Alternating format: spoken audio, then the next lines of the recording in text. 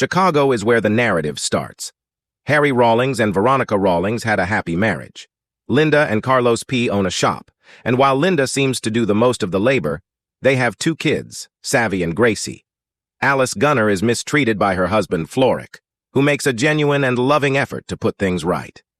Jimmy Nunn then gives his wife a kiss. Goodbye, Amanda, as the heist goes awry. The other 3 spouses are part of Harry's group, and they all flee in a van while the police chase after them. In an attempt to swap vehicles and escape, Harry drives the van into a garage. However, when they unlock the garage door, police cars are already parked outside. As the cops open fire, the van blows up, toppling over and killing all the occupants. Veronica is then seen waking up by herself. In the 18th Ward, Jack Mulligan is a candidate for alderman. Tom, his father, is a former powerful figure in politics who hopes his son will follow in his footsteps. Jack's opponent is Jamal Manning. Jack goes to face Jamal in his campaign headquarters, which is housed in the church. Tom is adamant that Jack prevail and not become the family's first victim of a black man's defeat. The wives must bury their spouses. Veronica goes to Harry's burial and sees his body interred next to that of their late son, Marcus. Being present, Jack assures Veronica that he knew Harry well and offers to assist if necessary. Jamal and his sibling Jotam also see the ceremony from afar. Alice and Amanda attend the funerals of their husbands. Linda stays at home and makes an effort to console Lita, Carlos's mother, who holds Linda responsible for Carlos's predicament. She thinks Carlos entered that life to help Linda and the children, and that's why his blood is now on Linda's hands. Jamal informs Veronica, when he sees her later that night, that Harry took $2 million from him, money he needed for his campaign. Jamal firmly grips Veronica's little puppy Olivia by the collar to demonstrate his seriousness. He gives Veronica 2 weeks to provide the funds. When Linda returns to her business, she discovers that guys have taken everything. She is informed that Carlo handled the lease and that the shop is no longer hers since he was overdue on payments when she demands an explanation. Agnesa, Alice's mother, advises Alice to become an escort in order to support herself. When Alice declines, Nishka smacks her. Veronica goes to see someone with incriminating pictures of a guy having an affair, clearly intended as a form of blackmail, of him with a younger lady. After that, she meets Bobby Welsh in a bowling alley, and he gives her a notebook that Harry left behind, which has a list of all the things he did throughout the theft. Veronica finds out that Harry stole $5 million from a gymnasium as part of his next scheme. After discovering 2 young males rapping, JDM's men take them to Jotam. They had the duty of protecting Jamal's pilfered funds. JDM gives them one last command to rap before he puts them to death. Jack goes to a rally in support of Minority Women of Work, an organization he founded to assist women of color in launching their companies. When a reporter questions him about another moral lapse, Jack grabs his aide Shivan and drives off. Shoban listens to Jack's complaints about his fears about Jamal and his father's pressure, but Shoban encourages him to get over his worries since Jamal is a menace. Veronica invites all the other widows to a spa after realizing she had to use every resource at her disposal to get the money her late husband owes. There are just 2 of them when she gets there, Alice and Linda. Veronica says she extended an invitation to a 3rd lady, Amanda. Veronica says, "Let's hope it doesn't matter," in response to Alice and Linda's question about who Amanda is. Veronica tells them about Harry's departure from the upcoming heist's preparations and about Jamal. Given that their crew is in need of a 4th member, Linda and Alice reluctantly choose to join after Veronica highlights the danger the Mannings offer to them and their family. Since Veronica is threatening to use blackmail to force the other 2 ladies to carry out the theft, she would be concerned if one of the women failed to show up. When Jamal goes to a church to get Reverend Wheeler's support, Wheeler seems to be on the side of the migrants. Jotam also goes to the bowling alley to harass Bobby in an attempt to get information on Harry. Jotam asks Harry why he stole from them, knowing that Bobby is aware of it. When Jotam requests again, Bobby stabs him in the back for refusing to comply and knocks him off his wheelchair. Bobby claims that Veronica has Harry's notepad this time, but Jotam doesn't seem to be concerned. Bobby tells Jotam that Harry is old school, and that he documented every detail of every task on paper. He also claims that everything Harry did or will do is in that notebook. With that, Bobby warns Jotam that what he told him had better be beneficial or else he'll be working at a hair salon. Belle observes as her employer Bradley gives money to a big guy who his supervisor dispatched. When Belle queries Braun, he explains that she must donate a portion of her revenue to Jack Mulligan and other people who help her maintain her company. After that, Belle gets a call about a different job when she gets back to her mother, Susanette, and her daughter Bailey. She rushes out the door right away, racing to make the bus. She comes to watch Linda's kids at her house. When Linda visits their husband's former hiding place, Veronica provides them cash to purchase weapons and a getaway vehicle. She also hands them the heist's schematics.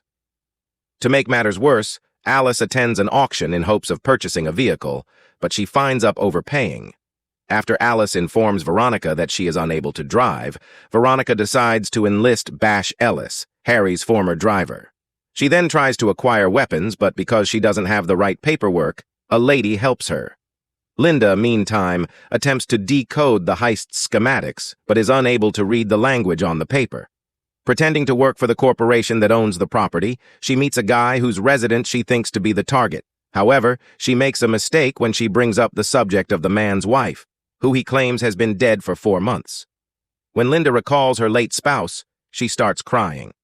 Before Linda realizes it's inappropriate and walks away, she and the guy begin kissing. Later, Linda goes to a shooting range with Alice so they can practice. While Alice does a great job, Linda ends up being a bad shooter. Bobby, Harry's bowling alley contact, phones Veronica.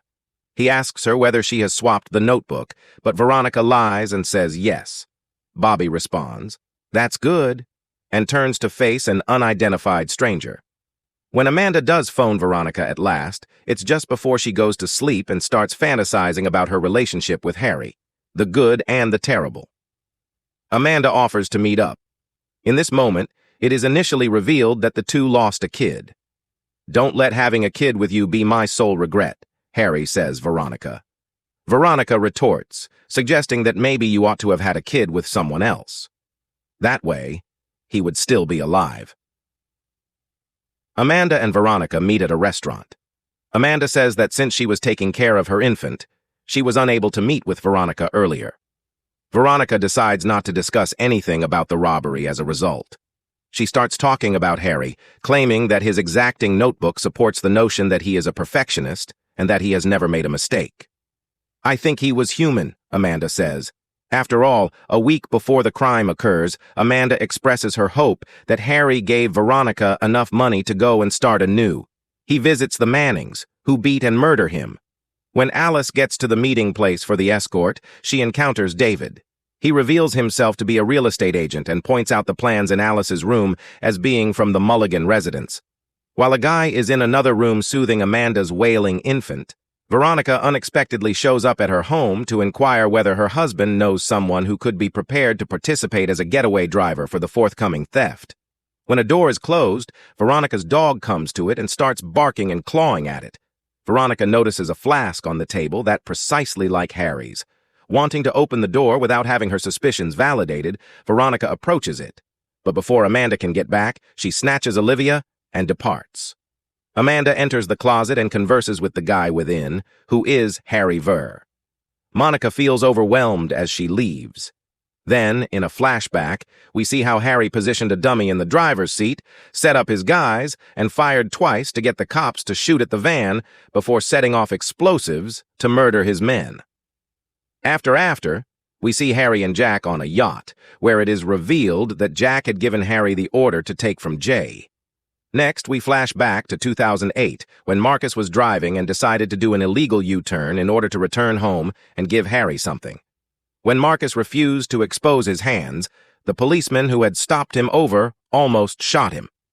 Harry was broken by this experience and became desperate. Veronica informs the woman that they need a new driver. Belle is invited to join the theft by Linda, who realizes how quick Belle is. Because of Belle's courageous approach, Veronica eventually decides to let Belle join, despite her first misgivings. When Veronica goes to see Jack to seek for assistance with Jamal, he informs her that he has learned from his father and Harry that you reap what you sow and that there is nothing he can do. As Veronica converses with Jack, the other women examine the outside space to evaluate the level of external security. Additionally, they practice moving fast and how they will convey the money to the hideout. Using her power, Veronica locates Ken, the CEO of Mulligan Security Company, and the guy in the compromising pictures she previously had. Ken is shown with his niece in the images. Ken hands Veronica the Mulligan safe codes. The women got together for the theft later that night. Bell shoots fires onto neighboring automobiles at STS to divert the attention of the security officers outside. Veronica, Linda, and Alice enter the room wearing masks and voice masking equipment. As they were about to leave, Tom emerged from his room brandishing a rifle and ordering the ladies to give up theirs. They broke into the safe and stole all the money. After removing Veronica's disguise, he shot Alice in the shoulder, injuring her, and Linda fired a shot, killing her. Tom and the widows had successfully completed the heist at Mulligan's house, but their joy was short-lived as Jotam confronted them. He pointed a gun at Bell and took control of the van, running away with the money. The widows didn't let him escape. They followed him closely in another car and crashed into the van, causing Jotam to crash and die in the accident. The widows got the money back, and Linda took Alice to the hospital to treat her wound. When Veronica returned to their hideout, she met Harry, who was furious and upset about his betrayal. He attempted to defend his actions by claiming that he had to take care of himself and his new family, meaning Amanda and their baby Harry took the money, but before he could shoot Veronica, she shot and killed him first, with the same gun that Linda had used to kill Tom. Jack ultimately prevailed in the election, and the widows moved on to new lives. Linda is back in business. Belle and her kid relocated to a new city, while Alice launched her own company. In honor of her deceased son, Veronica donated the majority of the proceeds from the theft to refurbish the school library. Marcus, remember to subscribe to our channel and like the video. I appreciate you seeing.